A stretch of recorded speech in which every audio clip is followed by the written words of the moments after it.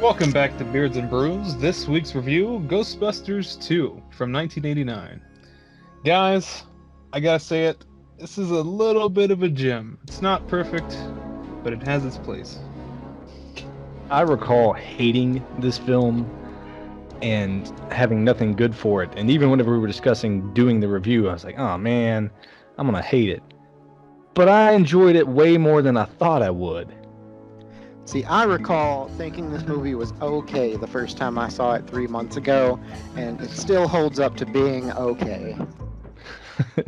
You know, who are you going to call 5 years later? Or have any of you seen Casper, like the live action one with Bill Pullman? Ugh, yes. So Dan Aykroyd's in there as a Ghostbuster, and he's like, who are you going to call? Someone else. Oh, Dan Aykroyd.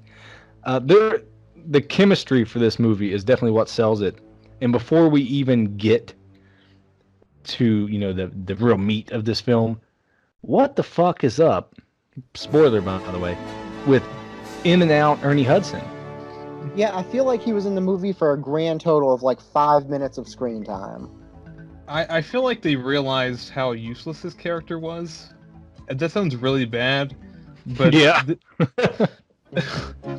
But in the first movie, he was just kind of like the new hire, like he was just like the extra guy. And then in the second one, when they wrote this movie, he was just kind of like the extra hand. They didn't really know what to do with him because it was really just written for like the three main Ghostbusters. Well, no, I feel like if they gave someone with a little bit more of a, like if that was Eddie Murphy, this would be a much better movie.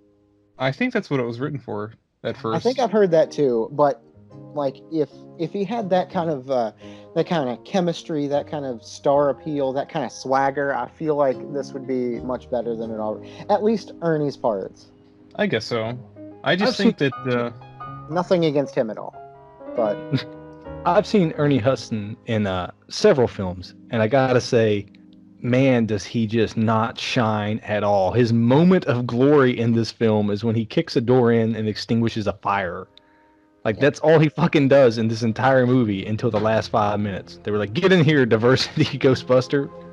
I think he's fine in the first one, honestly. Like, he's a solid role player in the first one. It's just, he doesn't do a whole lot here. No, that's what I'm saying. In this film, he's definitely just extra guy. Like Eric was saying, he's just there sometimes. Not even at pivotal... They're doing shit without him constantly. Well, in the first movie, he shows up like almost halfway through the movie. And in this one, they legitimately do not know what to do with him. And we'll talk about that a little later, because this movie's a little clueless and a little bit of oddly paced. And that whole courtroom scene, he is 100% absent. Yeah, not even fucking there. He's not even there for the scene where they're digging down in the ground. You know, where was he? Does he have a side job? Side job, Bernie. Yeah, and, you know... Being a Ghostbuster is his side job. Perhaps. I mean, because they were doing the dance things. That kind of makes sense, you know. If it has a steady paycheck, he'll believe anything. But this thing had one of the most awkward starts to any film I've ever seen. Oh my god, it's like a punch to the face. No kidding. Yes. It's like 5 years later. Wow. You know, it just... What happened to the Ghostbusters? They're impoverished. Oh my god, that bugs me so much about movies like this, is that when you have a movie and you love these characters, you don't want to find out they're in the fucking gutter.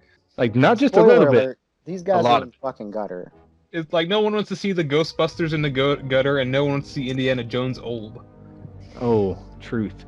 Luckily, that never happened. I don't know who wrote the scene for them when, you know, Sigourney's character is just walking down the road. The most fucking random street people you've ever seen in your life. You know, I get it's supposed to be in New York, all these different people, but you got like an injured dude, a jogger, some fucking skiers. And that sounds reasonable. Did you see those dag bags that she had? Anybody? Yeah. Like dags? You like dag? And then you get baby carriage mayhem. This was fucking ridiculous to me. It was a little just silly, right off the bat. It's so, like I said, this movie's awkwardly paced because they needed to set all the stuff up, but it's in really weird areas. Like, it's so clumsy, this movie almost falls flat at the beginning. Oh, definitely. Because one of the most disheartening things that happens You know, you get to see the Ecto 1, which is, if you're a Ghostbuster fan, that's the fucking ride, man. That's the car. It's what you want to see. Boom! It's It so shows up on ugly screen. and dirty Yeah, it's and just busted. and that just breaks you down. You're like, fuck, they couldn't even keep the car looking good. Welcome to Beards and Brews, everybody. Yeah, welcome. Where, you know, the Ghostbusters are here trying to save New York City for a second time. One Man. children's birthday party at a time. Yes. Oh my god, those kids were Hearts such and minds, little gentlemen. shits. Hearts and minds. It's just so weird seeing grown men just dance in front of kids like that. Yeah, especially as soon as they're into it, they're like, oh, we want whatever the hell else the thing was that they wanted. He-Man. He-Man. He-Man. And, well, you can't blame them. I know. Let's right? let's have fun. So, anyways, the whole plot of this film is negative energy is attacking the city, yada, yada, yada. Ghostbusters got to save the day. The middle filler stuff is just crazy, you know, with Egon.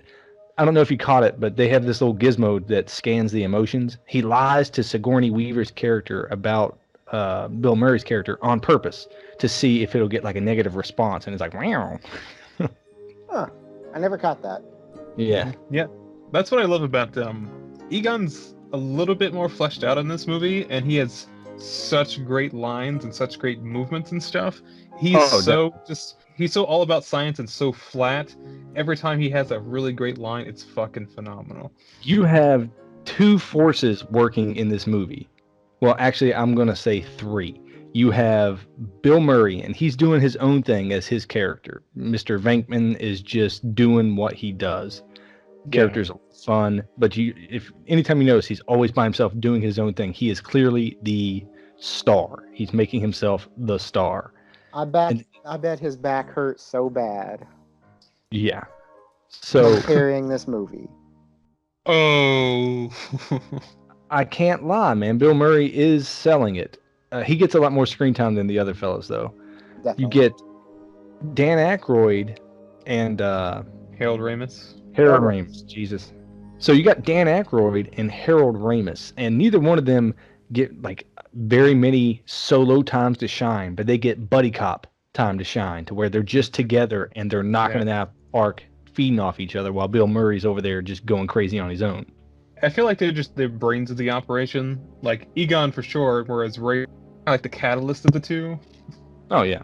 So like between like Venkman, Ray, and Egon, you just have like this little circle of like feeding off each other. And like even though that the Venkman's a little bit of an asshole, like, you know, Egon doesn't really put up with it. So it works in this little perfect circle, this little triangle going on, and that's what kind of makes Winston kind of feel like off base. You ever compare the Ghostbusters to like the Teenage Mutant Ninja Turtles? I mean, Egon is definitely Donatello. Venkman is definitely Michelangelo. Ray can be Leonardo, but after that, like, there's no replacing Raphael. So you're saying that Winston is Shredder? He's Splinter, just sitting in the back smoking a cigarette. Too old for this shit. He's damn, that's a big Twinkie. But did you notice like their little side jobs? Fucking Bill Murray's character, Venkman, got a job as like a TV show host, and he's got like those psychic people on there. Oh, The yeah. world of psychic. I like how that kind of escalated. Like in the first movie, he's just like tricking women into like dating him through that little card game or whatever, and then now he's just like a public access psychic show host. Yeah. But his smirk when he asked that guy when the world ends, and he goes, "You gonna tell us, or we gotta wait for the book?" And then he just looks at the camera, breaks the fourth wall, and smirks. And that little shit-eating grin on Bill Murray's face was just enough to make me. I fucking started chuckling just right there because of his face. It's great. He does it twice too. Not only like making fun of that guy, but when he realizes that the woman was totally just like, you know, roofied and taken to that hotel. He's just like, yeah. So this alien had a room at the Holiday Inn? Yeah. But shout out to that guy that totally called it for the end of the world at the stroke of midnight on New Year's Day. Oh yeah. Then you got the one lady, and she goes, "Oh, it's gonna end on February 14th," and he's like, "Valentine's Day, bummer." I love how he just sticks it to him. And even after the show, he's like, all these guys are frauds. It's like, yeah, we know. So after all these little introductions to your characters, you get to see that they're failing and whatnot. We get introduced to the villain, which is a painting, and he's got like a fucking 9 head. That forehead is just something to behold. All those Europeans over there. I mean, Vigo the Carpathian, that's where he stores all of his hatred and evil, just right up in the 5 head. All those extra angry wrinkles. Oh. Did anyone else catch who was the restoration artist, main fella there? I didn't bother to write his name down. Yeah. Renfield. The Renfield from Dracula Dead and Loving It? Yes, and he does a fantastic job in this movie, too. He's so fun. The third tour de force in this film, and it's fucking him. He's got the lines, though. He hits people so fucking hard. In the first 10 seconds that you meet him, he's like, you, whatever you're doing, it's all bad. It's all bad, just all of it. And then he sees the painting, he's like, oh, Vigo! And then he gets zapped by its electric eyes, and he's like, oh, whoa! Just acting up so bad. It's great. So what was this fella's name? I only have him written down as creepy, vaguely European art guy. It's Janusz. Yeah, I just refer to him as Renfield the entire film. And that was all ad-libbed, by the way. He wasn't even written as a European anything. That's great, because the whole time I watch this, if the viewers or listeners or whatever haven't ever seen Dracula Dead and Loving It, check it out. It's a lot of fun. If you like the character that he plays in this film, it's that turned up to 11, and oh man, shit will have you cracking up. So early in the movie, like we said, Dana's baby carriage got stuck in some goop and started to drive away from her and stuff. So she gets a hold of the old Ghostbusters and stuff just to see what's happening. But she tries to get him to promise to not tell Venkman because they had like a little thing and it didn't quite work out. Yeah, and there's a baby involved, and you kind of think the baby might be his, but they answer that question about halfway through the film, which is heartbreaking. Yeah. Yeah, they make that very clear. Like whenever they start talking, the what is it? Exposition? Is that the name of the word? The term that they use? Like where they're just like, all right, we're just going to very verbally state like, all right, I was married, I am no longer married, the door is open. Like I said, you don't want to see the Ghostbusters in the toilets, and you don't want to see Indiana Jones old.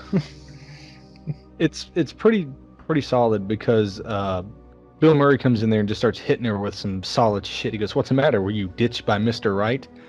And she goes, "Well, that you didn't want to settle down." He goes, "I'm a man. I'm sensitive." And then he runs over to the baby, all fucking weird, just, like to beat her there. Yeah, but he's super cute with the kid. He's just messing around with him, I guess. Oh, yeah. Trying to prove he's got that dad material, I guess. He even gives it some of that, that for real parent treatment where you're like, "Oh, look at you, you ugly little thing," because the baby's like, "Blah." Oh yeah, that's great. He was just like, "Oh God, he's ugly. Was his father ugly too?" Harold Ramis has a great line. They're discussing, that Egon now works as a part-time professor or something. And Bill Murray makes a joke. He goes, "I know what those ladies are interested in." He goes, "I think they're more interested in my epididymis." And I had no clue what that was. Yeah, so I looked it up. The epididymis is a duct that semen passes through behind the testes. So there you go. The more kids. you know. They were rainbow in his bowel, basically. Yeah, he's got some great lines. Even in that little bit after, like, Venkman was checking out the kid or whatever, he just walks into the kid's room. He's like, "Wow, this looks really nice. My parents didn't believe in toys," and stuff like that. There's a bunch of cutesy little stuff, and then they end up digging a hole in the side of the fucking street. Yeah, they jackhammer through the street, and what do they find? Goop. The secret of the ooze! Oh, here we go. Turtles. Yep. Yeah. Man, all these crossover guys are going to be so happy they're going to listen to this. Where's this is the first time I reference this in my notes. Where's Ernie? Underlined. Yeah. He is just I don't know. Yeah, the last time we saw him was at that birthday party. I guess he had enough. Just like, fuck those kids. Maybe. So they go down, they find the giant secret of the ooze, bubble yum, liquid Dimetap looking stuff, bubble yum flavor. And then they get arrested for digging the big hole. But not before they try to cover so hard. Oh, yeah, Digging a hole in the middle of Hey, First what Street. you doing? Why you hustling my boys? Why you stop cutting, eh? That part is pretty solid, and I do enjoy it. It does catch up to them because they wind up in court over it. Yeah. Which I have to say is one of the best parts of the movie. Like, I think this is where the movie should have started, with a courtroom scene. Like, for whatever they had to answer for in the first movie. And they get their little goo in there. Ernie Hudson's back, and he brought Rick Moranis, so that's a plus. Rick Moranis as their lawyer is wonderful. His He's so fucking awkward. Yeah, it's so awkward. And his closing statement was, "One time, I got turned into a dog, and they helped me. Thank you." And he walks away. It's such a Monty Python thing. It's like, she turned me into a newt. A newt. I got better. Yeah. But yeah, the whole time Rick Moranis just does not know what he's doing. Like, it's got this weird turnaround. Instead of like them trying to lead the witness, you got Bill Murray just leading Rick Moranis. Yeah. 100%. He's saying it. Rick Moranis' character is repeating it. Yeah, that was pretty good. But the judge isn't having it. He's a hard ass. He screams like crazy, and that's when we find out like the slime that they found. It reacts to like the emotion in the room. Yeah, he starts really giving him the verbal fist, and you see the slime start bubbling up. Just like some oil. America swooped in. But he somehow doesn't notice that the little mood slime's going crazy or whatever, and they try to calm him down. He's like, nah, shut up, sit down, whatever. And then boom! The Scolari brothers come out of nowhere. And they look cool. It's surreal. Just their design and just how they moved was so just funky. It was so just neat to see. Yeah, and I really... I do have to give that to this movie. The special effects in this do trump the first one. Yeah, you know, even when you see Slimer later on, he looks better. So I wish we had more Slimer in this movie. I really do. Well, he even got an ending title credit too, even though he's in the movie like for 5 seconds. Yeah. Well, he's spending his day job time just driving his bus around town, just picking up fares and just doing his business. Okay, he's got no time for that. Now, this is where we also get the next instance of the, you know, erratic Ernie is what I'm going to call him because he's in and out of this movie. He's there in the courtroom with the other Ghostbusters. The Scolari brothers get loose. The judge says, "Hey, boys, go get them." They run out. They get their stuff. Do, Ray, Egon. Yeah. Where's Ernie? He's just gone again. Well, he wasn't even in like the procession or anything. He wasn't even sitting in the back. He showed up as like, you guys really did it now. Yeah. See you later. On my bus. He works as a cop on the side, and later on he discovers, you know, Brandon Lee was killed and tossed out of a window. Oh no! And then he's chasing twisters with fucking Bruce Campbell in a TV movie. That's Wait, what are we talking about? I remember that. Don't I do don't him have like any that. of that in my notes. But so the judge is like, "Hey, make you a deal, kinda. You saved my ass. I'll rescind all that shit that happened 5 years ago. Don't worry about it." And the boys are back in town. The boys are back in town. No, that's after, sir. I said this is 100%. The boys are back in town. Missed opportunity. Bullshit. Should have been in there too. Yeah. Yeah, there's probably some extra money there. They already Yeah, took away as much screen time as they could from Ernie Hudson.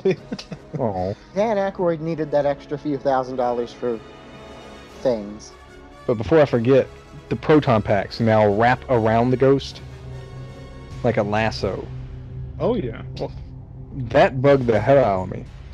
Well, Was it did in just- the first movie, but the first movie they were all hand drawn. But in this one, you can actually tell what they were doing. The special effects in this movie were done by Industrial Light and Magic, George Lucas's whatever, Oh. and they just look fucking awesome. So that's just what it looks like in, I guess, HD.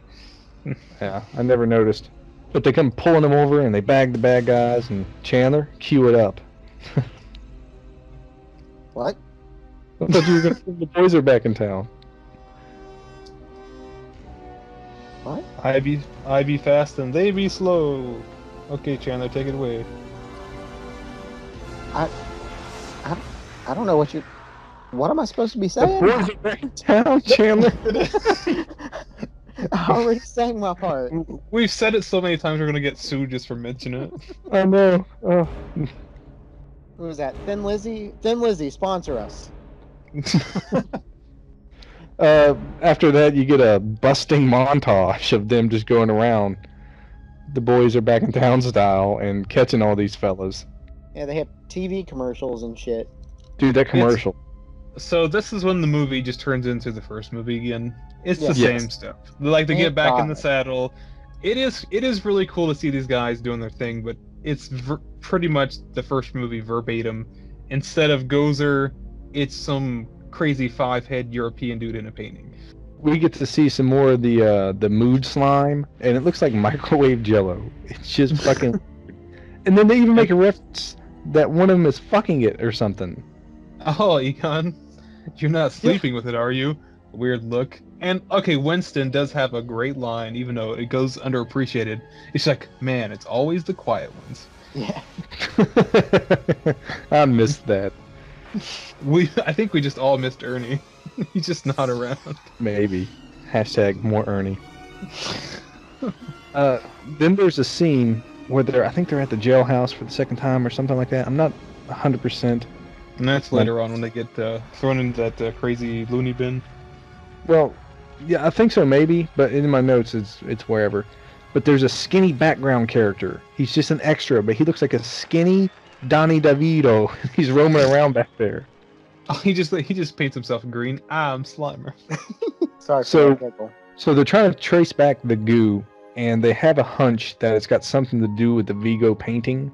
And whenever they walk in and you get to see it, this painting of Vigo, his pose is supposed to command like fear and awe and respect, and he just looks like a disapproving mom.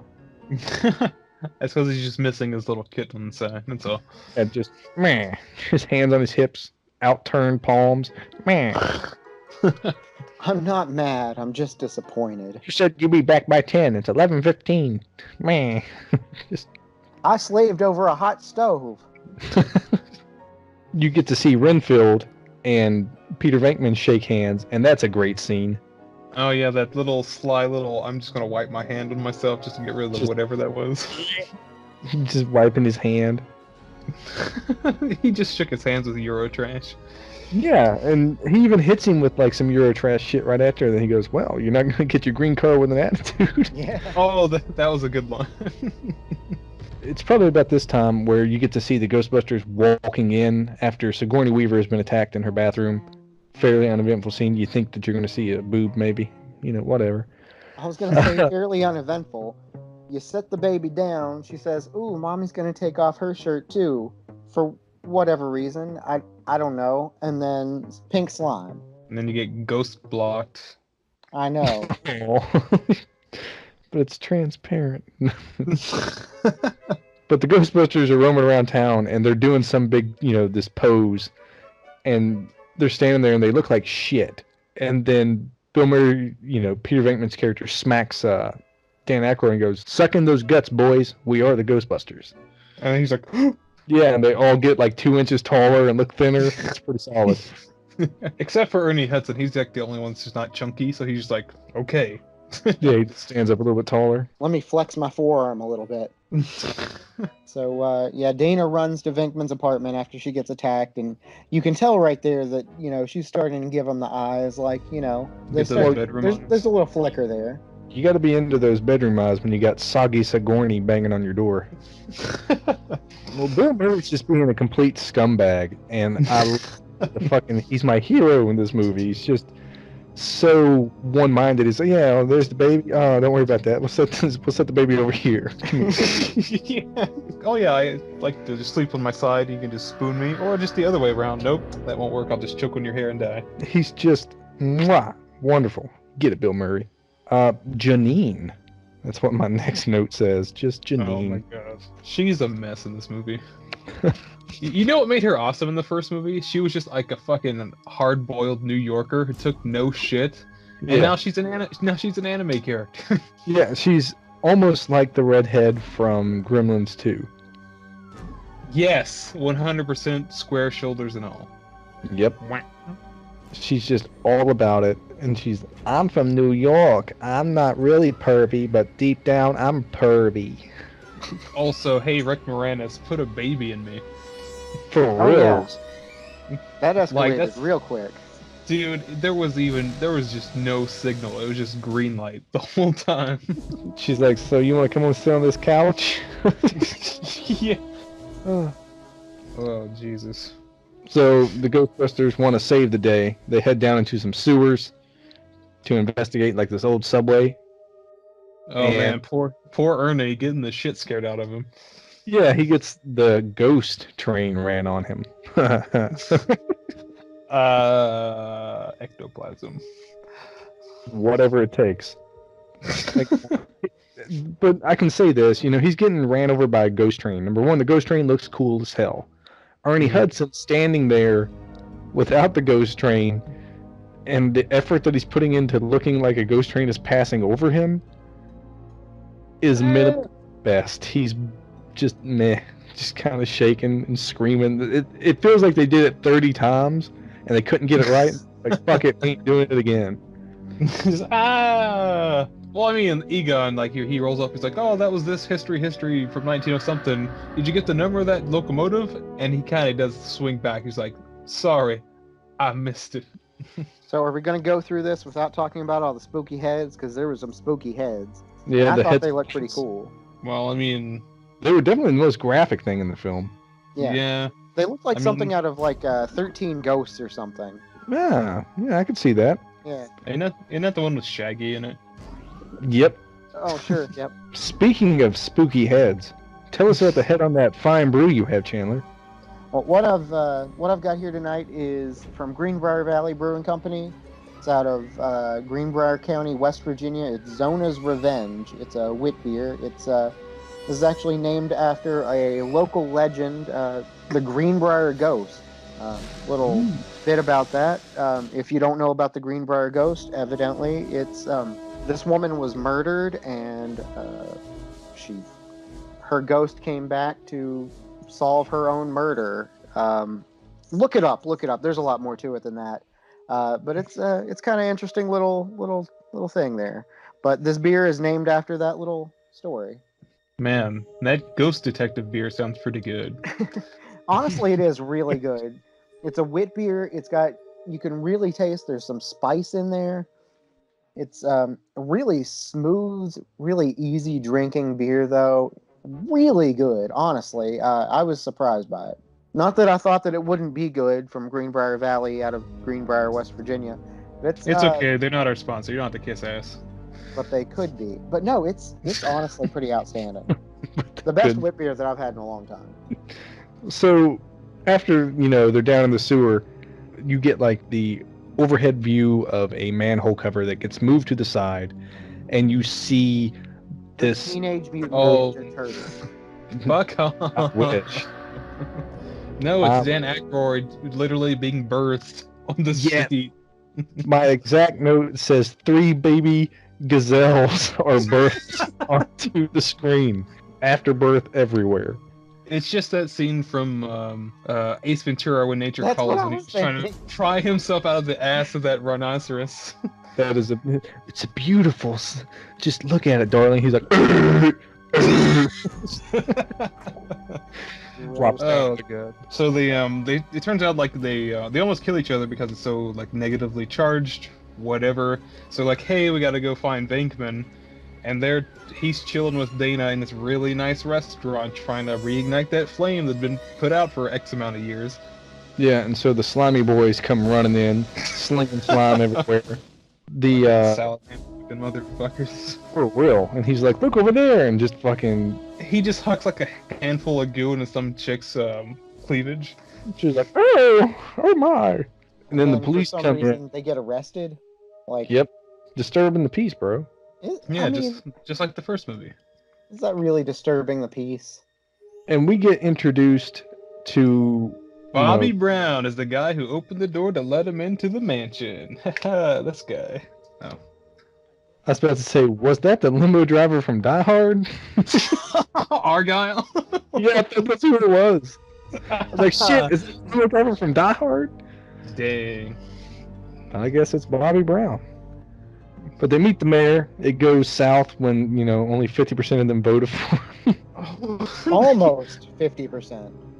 And, Yeah. well, he appreciated it, so that's all that matters. It's the thought that counts. And what the hell is this expression, frog on a hot plate? Oh, it's gonna blow up like the frog on a hot plate. Yeah. Listen, kids, don't put your frogs on hot plates. That's the moral of the story. You gotta microwave them. But he gets, the bad guy from Wayne's World gets him committed to a lunatic asylum. And Which is such horseshit. Like, yes. this mayor, saw everything that happened in the first movie, and he's just like, nah, you guys are bullshit. Whatever. It's movie got a movie kind of nonsense. Well, to be Yeah. fair, like, their explanation is New Yorkers are assholes, so it's gotta be the slime. Oh yeah, he does kind of swing back too. He's just like, hey, listen, being a dirtbag is every New Yorker's right, or whatever. Yeah. So they get committed, and their doctor, as soon as I saw this doctor character, I was like, holy shit, is that Phil Murray? No, Just- it's fucking, it's the guy who does the voice of Captain Knuckle. Oh, nice. I'm sure he's done other stuff. I just don't care. It doesn't matter. Captain Knuckles is the shizzle. So we cut back away from, what the Ghostbusters do, and we see Renfield again. It's not his name, but he is for me. It's the And he's creepy European acting guy. Yeah, he's just acting up, doing his thing, and he's speaking to the head of Vigo, and it's floating there in space. And when I saw it, all I could think was Zordon from Power Rangers. Rangers, just let's each- march together. I need 4 Ghostbusters with attitude. And So what are Krang and Shredder doing here? yeah, Shadow, you imbecile. They're doing their own little thing. Nothing really is playing out too well. He says, I want the baby. You can have the woman as your wife. So Renfield gets all excited, and he goes to get the baby by using magical powers of some sort. Power of voodoo, hoodoo, you do, power of the baby. Yeah. And because the babysitters are distracted because Ja needs some loving. Oh yeah, he was about to just give him his Dick Moranis, you know what I'm saying? But he's just right back on it. It cuts after that, to the CGI ledge baby, which looks awful. It reminded me of like the Ally McBeal Ooga Chaka baby. Absolutely. It was a bad 90s commercial or late 80s commercial. Well, it doesn't get Ghost- quite any better. You got Yanush just comes up Yeah, I was like, Also, why is he he's a a ghost ghost. nanny? and he turns into Stretch Armstrong. He's like, yoink. And he turns into Stretch Armstrong. He's like, yoink, gotcha. And he just fucks off. Yeah, Renfield and Drag snatches up a baby. And then Sigourney Weaver's character is like, oh, I gotta go save my baby. I know where it's going. So she hops in a cab that drops her off at her, art gallery.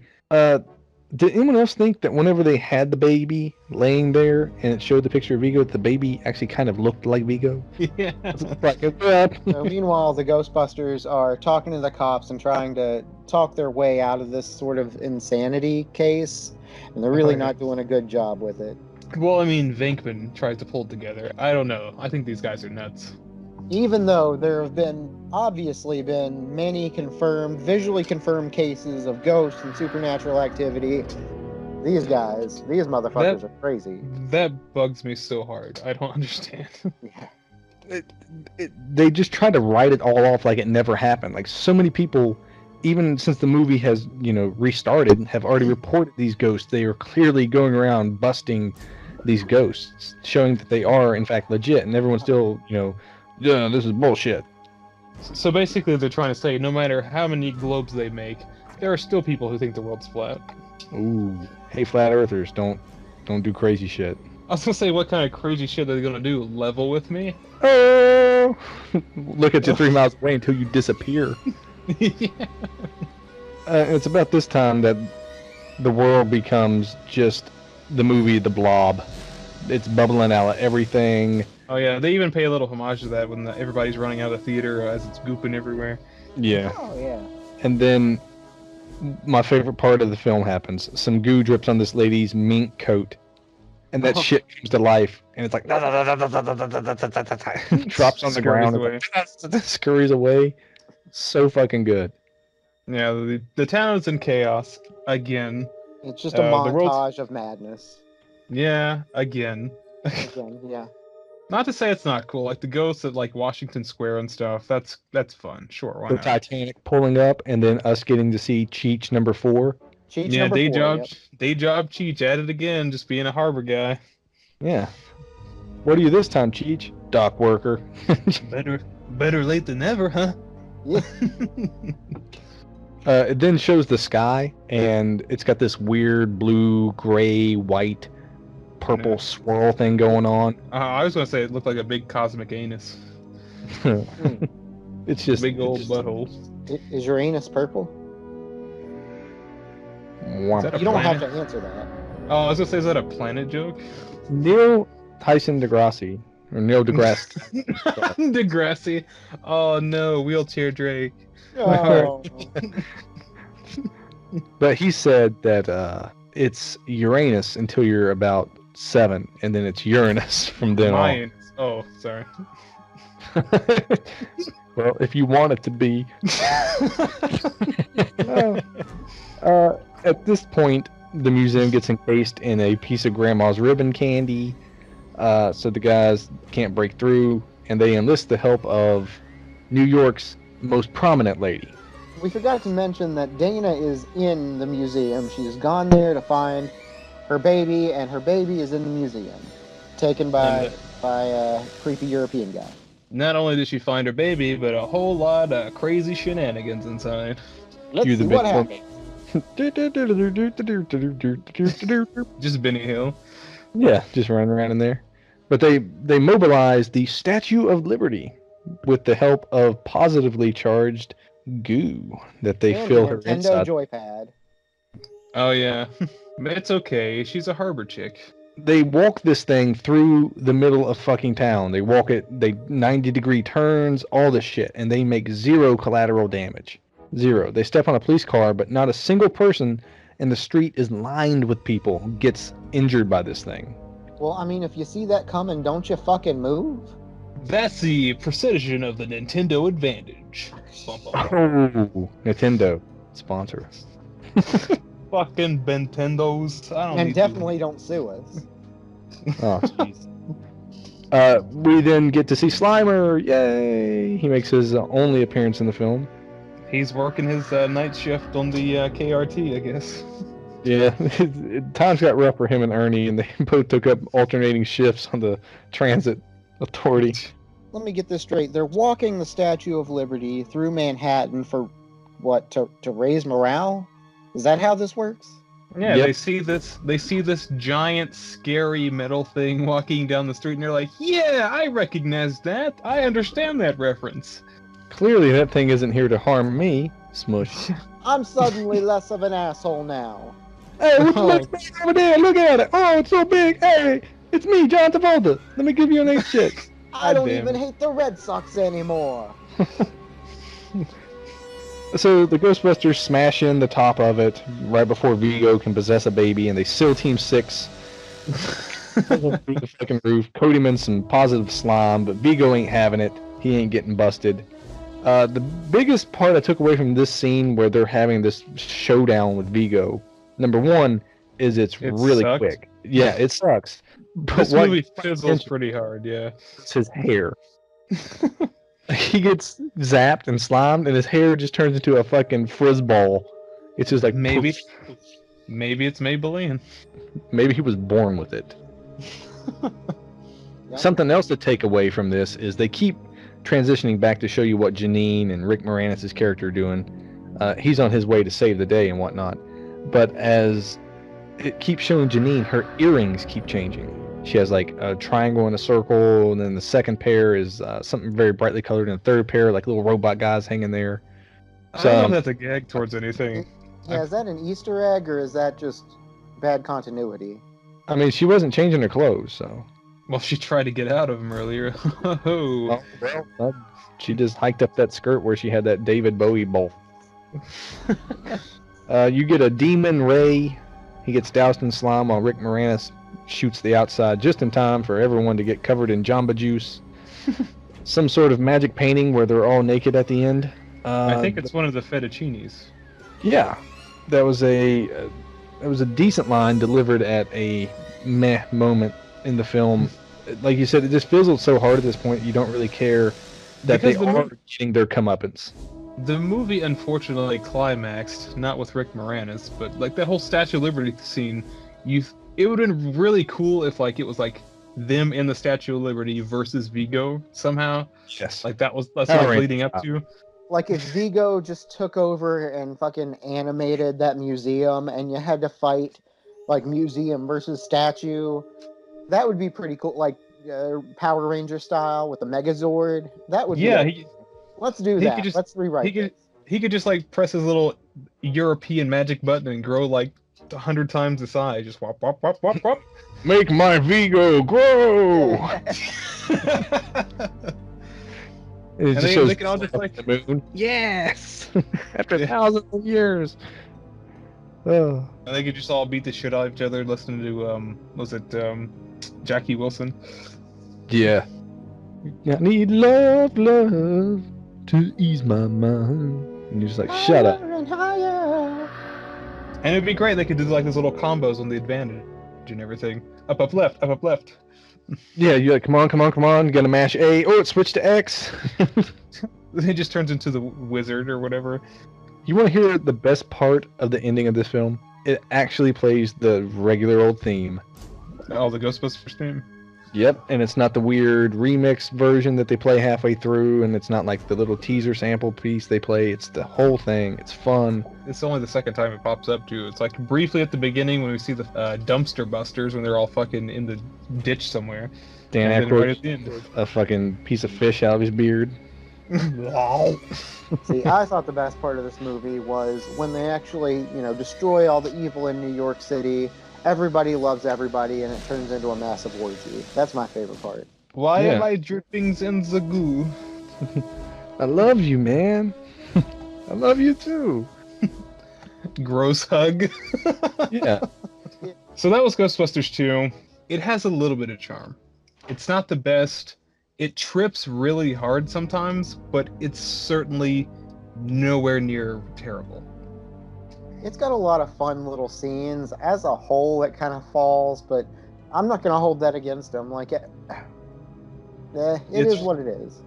Yeah, it's just really hard to follow such a gargantuan movie. It is.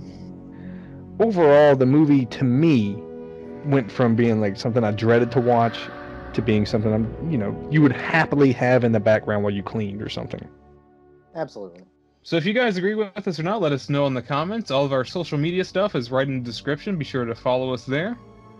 Hit that like and subscribe button. Make sure you hit that bell so you know when we got another one brewing. Yeah, and send us out to your buddies, because the more people that know, the better.